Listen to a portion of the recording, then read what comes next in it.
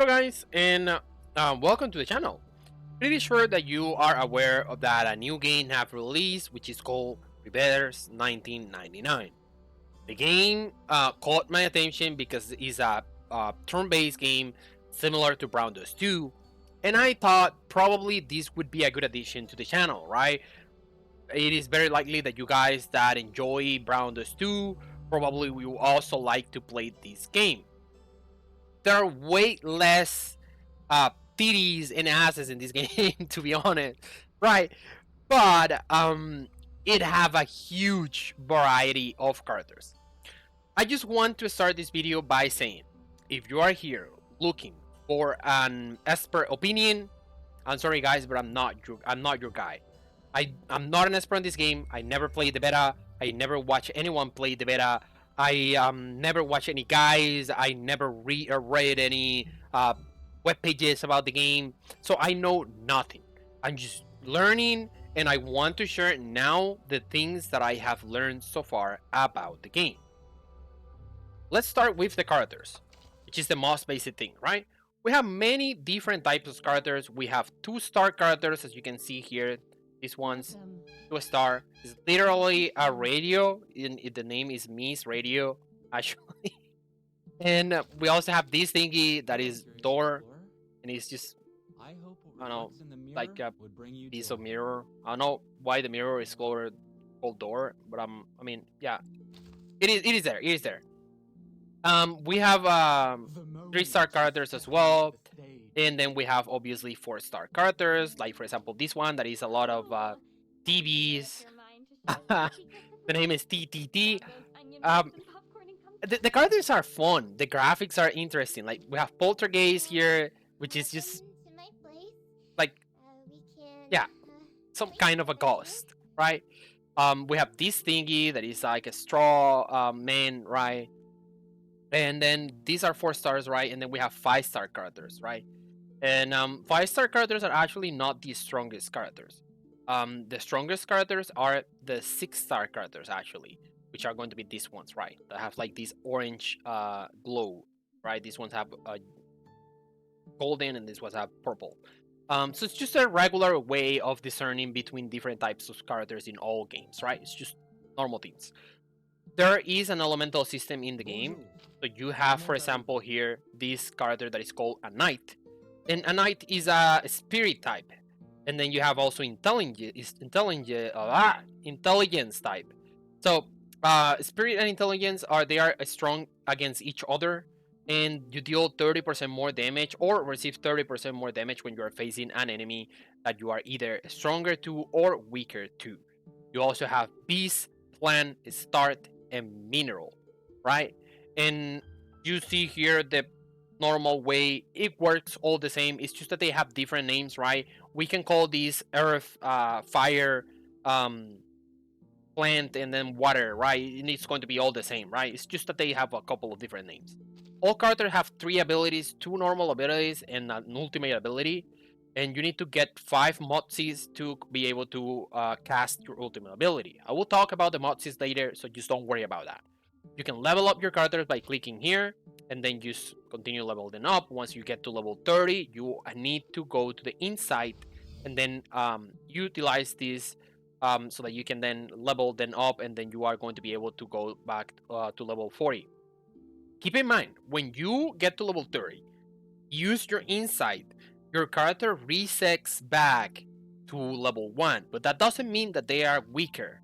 They continue to have good attributes, right? The same attributes that they have at level 30, but now they can further increase those attributes because you can level them up again from 1, but this time it's going to be up to 40. Not so sure about how many. Oh, this one is 3, right? Because you can see here the insights here. You have 1, 2, and 3.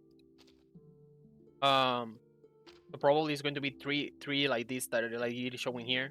The abilities also have different tiers. Like if you have 1 card, it's going to be dealing the basic damage. If you combine 2 of the 1 cards, then you get a 2-star card, and then it's going to be increasing the damage. And then if you have you combine 2-star cards, then you get a 3-star card that deals more damage as well, right? And they also have some additional effects as well. Sometimes there are some abilities that are not activated until after you have more than one card. Like for example, this one only deals damage if you only have one card, but if you have two cards, it deals damage and it also disarms the enemy for one turn. So, and it tells you here what exactly it means when it says disarm, right? So that's what I wanted to say regarding characters. Probably you wanted to know something about that. Then let's go with battles, right? Battles. Let me see here. I think I have one here. Right. So this is your team. You create your team however you want.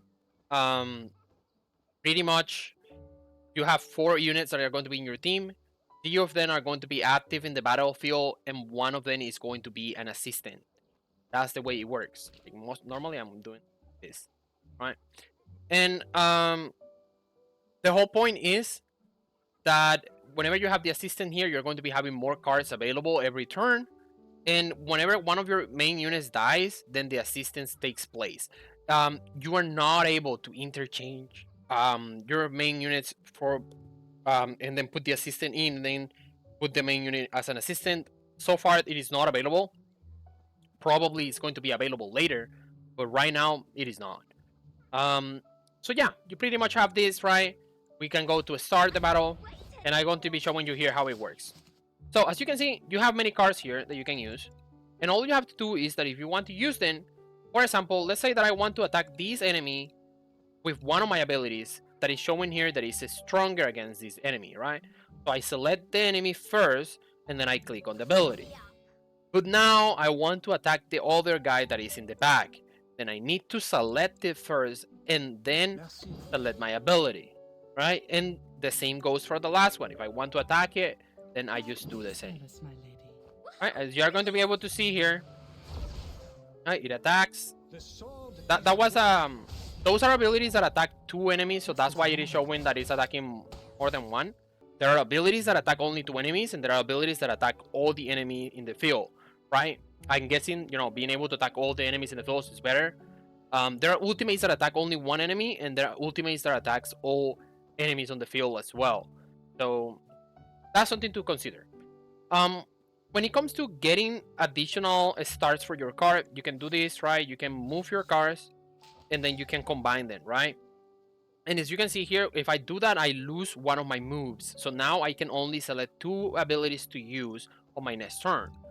You can also do it like this, right? If you move the cards, when they are together, when they get in touch, they are going to be combining automatically, which means that you are not losing a turn.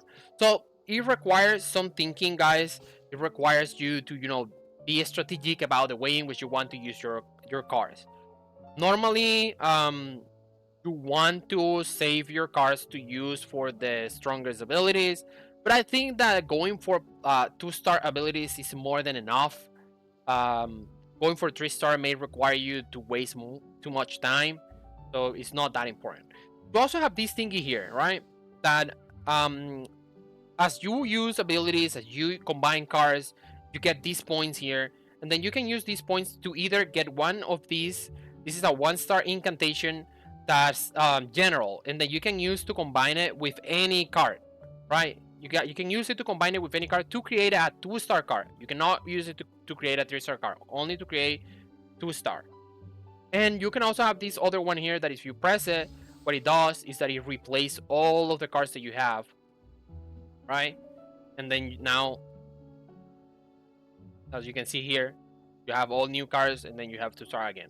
I'm guessing you can, like, I don't know if you can. Right. Also, something that you can notice here is that if I move the car, that also counts as a move.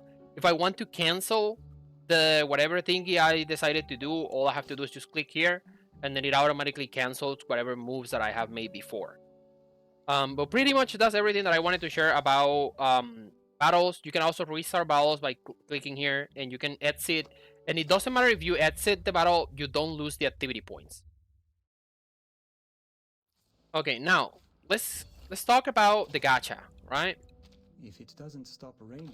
As you can see here, this is the gacha game. You have the details here, and it gives you the information here that you have a 50% chance of getting the rate up 6-star character or a 5-star character, right? That's what you are going to be able to get. These are the rates for 5-star characters is 1.5%, and for 5-star is 8.5, and then 40, 45, and 5, right? That's the it's going to be the rate of summoning, right? I didn't know that stars were so rare. What's the point here? I don't know. Probably they are wrong. I don't know. So yeah, there are two banners right now. This is a temporary banner. This is a temporary banner, and this is a permanent banner, right? Don't pull on the permanent banner. I don't think that it is worth it. You should always go for the temporary banners, right? I have been told that there is no need for dupes in this game, but if you by any chance get them, it's not going to be bad, right? It's always an increase because it's always going to be giving you additional increases in your abilities. So they are called portraits in this game. So whenever you get an additional one, you get a portrait, and then you can use that portrait to increase the abilities of your character. I went for a knight because I like it. That's it. No meta, nothing. I just like it. That's it. And then you also have this one, right? That is Sorebai. I don't know how to pronounce it. And I think this one may be better because she actually is a healer and DPSer. You can see that she had three types of things that she can do. Is have poison, healing, and DPS. So she deals damage, she poisons the enemies, as you can see here with this ability, and she also heals your characters. So pretty sure that she's actually better than a knight that is just a pure damage character, right? It just deals damage. The good thing about a knight that he is a spirit unit, and it is normal for this type of games that like light and dark, or in this case, spirit and intelligent characters are going to be stronger for some stupid reason, right? Mostly because they are only weak to the same element. So if people are attacking them with other characters, or if you're attacking, like enemies are attacking you with other elements, you're just not going to be receiving any damage. So it may be one of the reasons. Sometimes someone looks Um, just like and yeah, I mean, keep in mind that you have this thing that you're going to be getting, the jar of P. Charasma candy, right? It gives you 120 cellular activity. I don't recommend you to use this because this thingy is going to allow you to um farm new things in the future. And I think it's the same like in Honkai Impact, is in the same as in Genshin Impact, right? Or Honkai Star Rail, that we're getting those things, and then if you save them and then use them at the appropriate time, you actually take more advantage of it. Like for example, your characters have these equipments that are called the 5 cube. Sorry, side cube. Sorry, and the side cube give you additional stacks like attack, HP, defenses, and crit rate. For example, this one gives crit rate, but not all of them that give the same, right? This one give healing, this one give incantation, might, and as you can see, obviously the stats are also a little bit different because obviously this one is level 20, right? But as you can see, this one does give you 31 attack, while this one gives you 33. So obviously this one is more focused on damaging, while this one is more focused on supporting, right? As well as this one, right? That is really for damage reduction, so the attack is way lower. You can see, right? But you have a decent amount of defense and HP as well, right? This one have 16, but this one have 18, right? So yeah, I think that's these ones are, as you can see, they are the different tiers, right? You have blue ones, you have purple ones, right? And it is for sure that we are going to be having a gold one as well, right? And the gold one are the ones you're going to be looking to farm. Probably they are going to have more than one additional attribute here, and yeah, just wait, continue progressing in the game, and at some point we're going to be getting that. And then once we get that, then you can use your cellular activity jars to farm them easier. You also are going to be needing a lot of dust, which is like the triangles that you use to level up your characters. This thingy is very important that you save it. Don't just level up any characters. My recommendation is to follow this thingy. Follow the task and only level up the 6 stars that you get if they are good, or you think that they are good and they fit your playstyle. And the ones that the game actually recommends you to level up, because if you do this, you're definitely going to be able to clear the entire story without any problems. Like, even though they are 3 stars and 4 stars, they are still going to be able to assist you with completing everything, right? And also completing these give you additional thingies here. As you can see, you get these, for example, um, you get dust, you get materials, you get pools, and even I think this is either a this is a side cube. Oh, here you can see ultimate might. So this one give you ultimate might, and as you can see, have more attack. And when the carrier attacks, if the target's HP is above 50%, it deals 8% more damage. Okay. Oh, that's really good. So pretty much whenever the enemy have 50% more damage, you deal 8% more damage. So as you can see here, this is the difference between a 4-star and a 5-star thingy. Probably there are 6 stars though. Probably.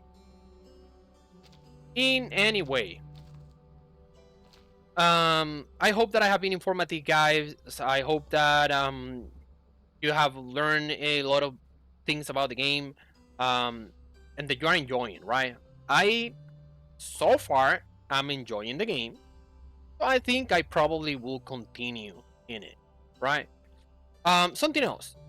If you want to get rewards for the codes, go here to the settings and then exchange code reward. The codes are enter the show is one of them, right? As you can see here, is that I already claim it, and the other one is 1999 gift. All right, there you go. So if you want it to get some additional materials to summon, then you can do that. I think you get like 120 total. But yeah, guys, when you want to reroll, rerolling takes you like 45 minutes. I didn't reroll. I just don't think that I will ever reroll. But if you want to, it takes you like 45 minutes, and you can get like 40 pulls. And then with those 40 pulls, then you can just pull on the beginner banner that you actually have 30 pulls that you can do there until you get a 6-star. And then you can go for any of the promotional banners as well. Nothing else to say, guys. I hope that this has been informative, and thank you so much for being here. See you in the next one. Peace.